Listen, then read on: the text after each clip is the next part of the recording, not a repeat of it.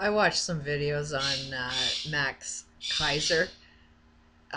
Seems to be somewhat of he's got quite the sense of humor as he describes the economic system and the global crash. Pretty informative guy. But he's talking about wages are being lowered, and that's because of a lack of unions. And I thought I would talk about my experience and give you an example of one company that I worked for. And it's like some of these companies are like you can't keep people's mouths quiet. It's like these are the whistleblowers that are going to let everybody know the truth about something. And this is I worked for a company called Guelph Tool and Die. I'll put the link below. And it's the company since inception in 1965 as a custom tool and die machine shop. Guelph Tool Inc. has evolved into a leading manufacturer and supplier of metal stampings, um, assemblies. They basically make car parts. Our commitment on and these are the bullshit. Like anybody can put what their commitment is and you'll buy into it if you believe the bullshit story. But that's marketing. Marketing is all about tell people what it is you want to hear and maybe they'll believe it. So here's Guelph Tool and Die, Guelph Tool Inc.'s commitment. Guelph Tool is committed to driving costs down and quality up through the complete product cycle. Guelph Tool Inc.'s commitment to continuous improvement, product quality, productivity, and deliver is only the beginning. We strive to improve every aspect of how our business can partner with yours, from customer service to product design input, product launch, and world-class processes and improvement through full product life.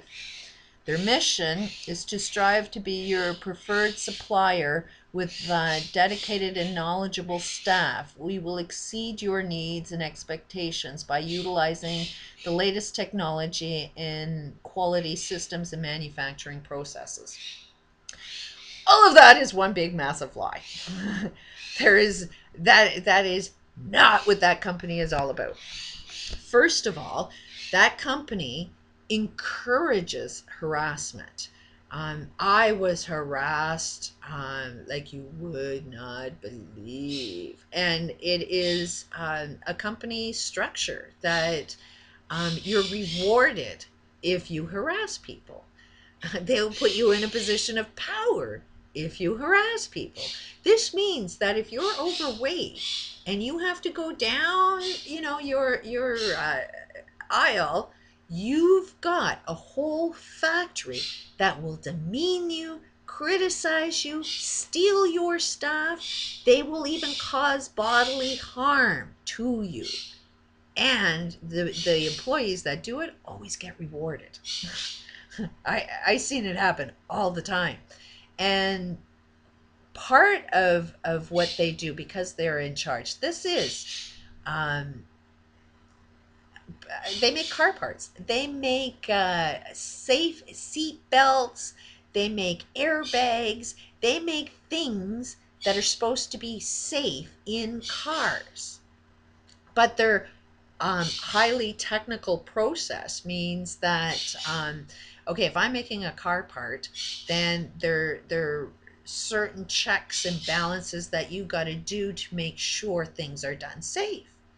Wow, these safety inspectors that have got rewarded for being extremely abusive towards other employees, they start damaging. I personally seen this done. Is I made parts that I know damn well were done properly. And when it goes to the back room, all of a sudden, they're not safe. And it's like, wait a minute, because I had a partner. There was a good friend, so we always had each other's back. So I checked mine, she checked hers. We both knew we were doing perfect work. But I know that this girl would sabotage my work so that she could write me up. You didn't get me in trouble all the time. So it's like every single thing I did, somebody was there with the intention to destroy the product. Now, if I didn't get caught and she didn't get caught, that product that she just destroyed just got sent out the door. And you know what? They have a department of all the returns, and they have to work more on the returns than they do making new products, because everything that they make ends up getting returned. Now, they also tried to unionize the place because it was so abusive. Even the wages are, because I was being harassed, I didn't get along with people. So that makes sure that they never have to pay to give me a raise all the time. And it's like instead, and at one particular time, I had a good 30 people that were physically going to attack me. They physically attacked my car, and management rewarded them. And why were they coming to attack me? Because I was physically injured on the job. I'm on a disability now because of working. Part of it was working and doing repetitive work, forced to do more work, otherwise I would get fired. So my numbers had to be higher than anybody else because they were always setting me up all the time. So that pressure definitely did a lot of physical harm, which I couldn't even get any workers' compensation because you have to go to these clinics and doctors don't fill out those forms. So it's like I paid into workers' compensation, but you can't get access of it because doctors don't fill out those forms for you to even apply for it. So it's really, really backwards there. But the harassment, what ended up getting that large group of people after me is because I'm now injured. So now they want me to train. So there was some really, really bad workers that ended up getting their relatives to come and work. They hired the worst worker. They hired their relatives to work for them. And then they wanted me to train them.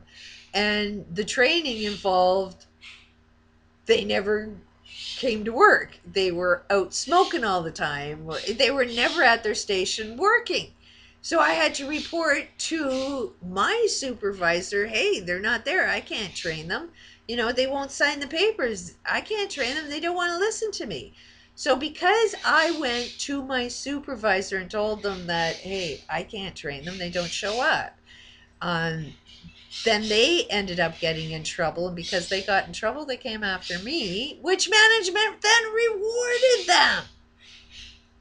So there's an example. If you tried unionizing this company, they threatened all the time they'd move to Mexico. They said there's nothing keeping me here in Canada, and if you want me to do things the right way, I'm moving to Mexico. So, and then I ended up seeing inspectors come, and it's like, I know damn well that paperwork ain't right, and they let it through. I mean, first of all, if you give people a lot of warning that there's inspectors coming, you better make sure everything's right, then things are only going to be right when you're there. When you're not there, things aren't as right as you think they are. Which means that what good is that piece of paper if you can't do surprise inspections? I mean, when you want to put a safety seal on something and says this product is always, always, always this perfect, you do surprise inspections.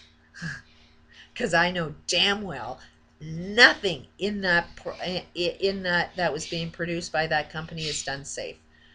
Not with the structure. It's impossible, and they don't want to. But you can see that this is how we do business. This is the corporate structure where the guy at the top is concerned only with his own profits. He will use slaves. He doesn't give a shit if you're injured. The owner of this company did not give a shit of anybody that was being tortured in their company. They encouraged it. They loved it. thrived off of watching people in pain, and they just took the money, and they're laughing all the way to the bank, knowing that, hey, your airbag ain't as safe as you think it is. Your car, your seatbelt ain't gonna work the way you think it's gonna work. So go ahead and buy as many tools as you can from Guelph Tool and Die. And to all employees that are working there, well, you kind of hated me in the first place. You know, you're all kind of abusive. So what do you think? I'm really going to be concerned whether I say anything truthful that might be a little painful for you to hear? You know, most of the people that were working there, it's like